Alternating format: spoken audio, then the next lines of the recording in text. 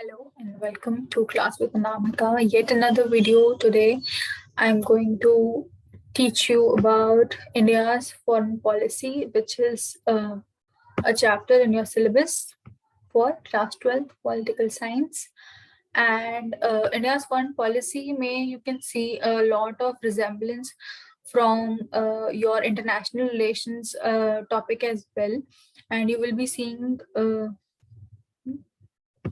new topics as well as the old ones repeating themselves, like the NAM policy.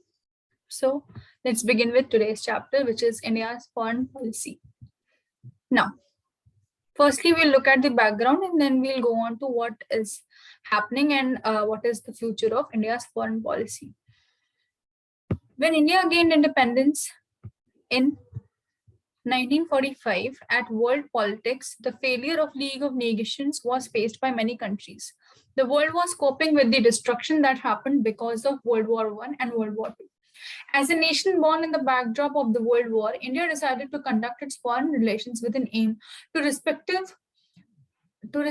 their own sovereignty and to achieve security through the maintenance of peace.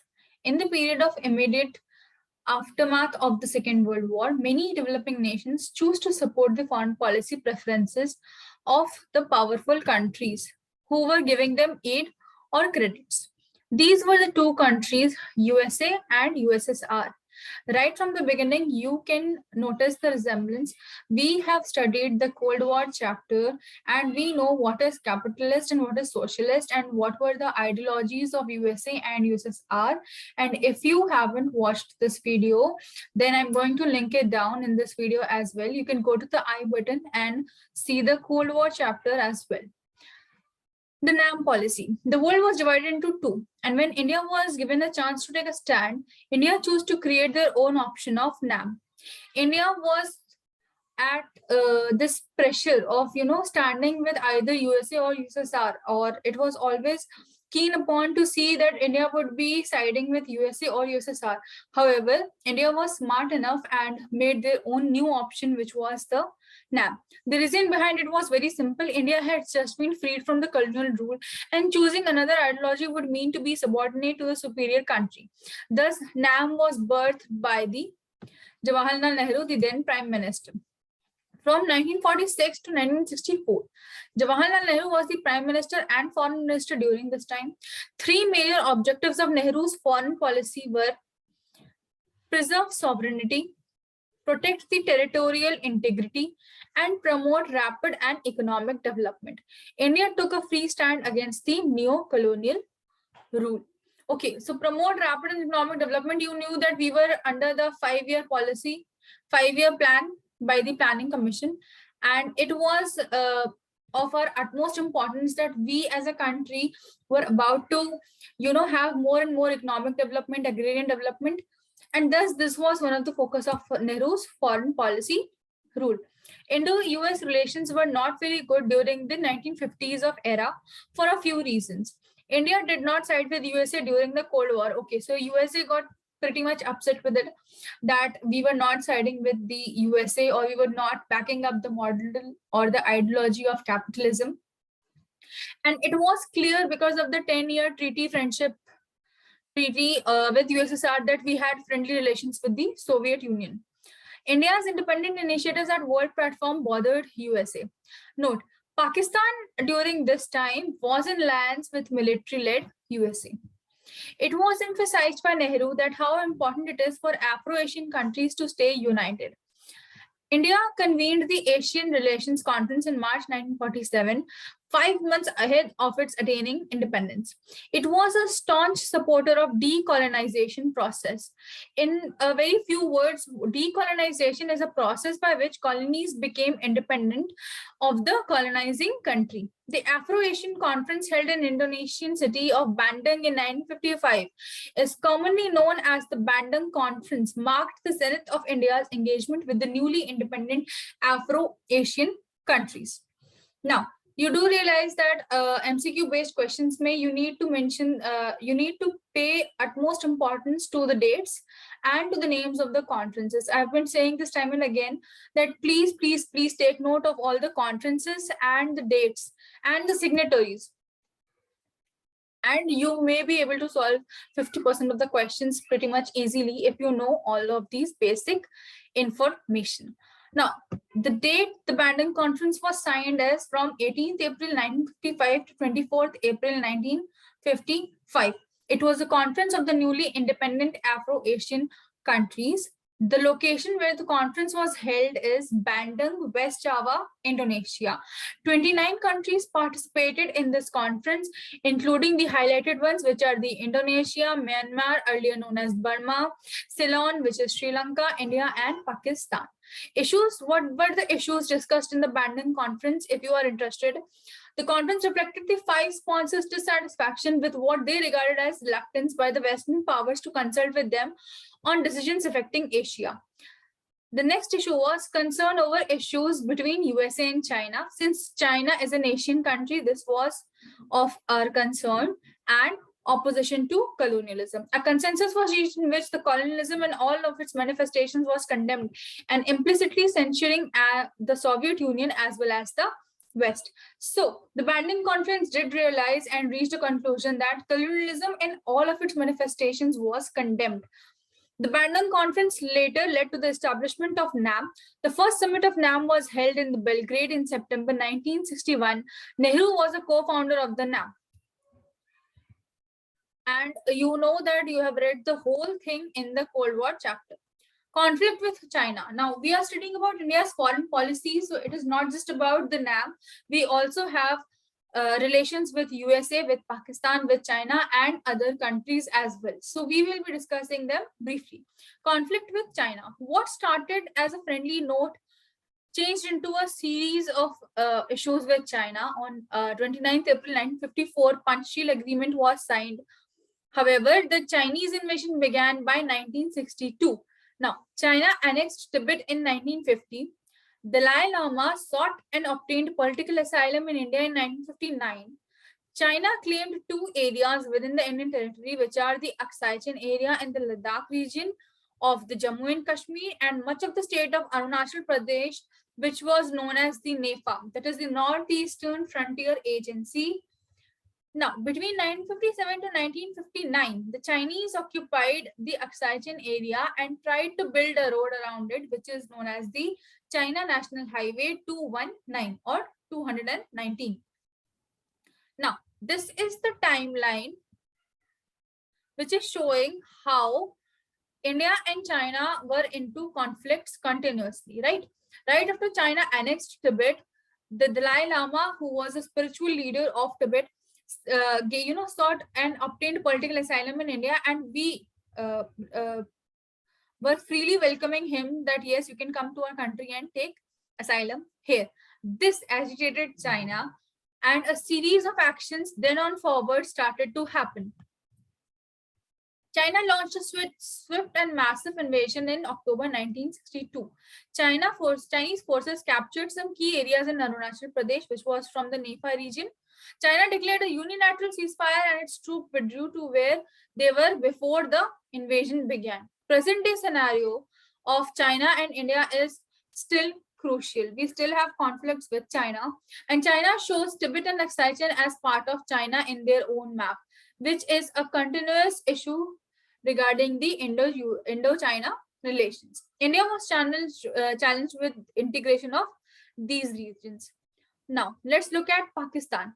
Pakistan and India have had a few conflicts, and the relations are almost, not that good as well. A long-term dispute has been arose because of the river water treaty, which was the Indus Water Treaty.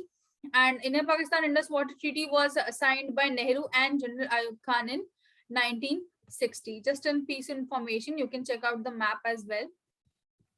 Another war broke out between India and Pakistan in 1965 under the Prime Ministership of Lal Bahadur Shastri. In April 1965, Pakistan launched armed attacks in the Run of Kutch area of Gujarat. This was followed by bigger offensive in Jammu and Kashmir. The hostilities came to an end with the UN intervention.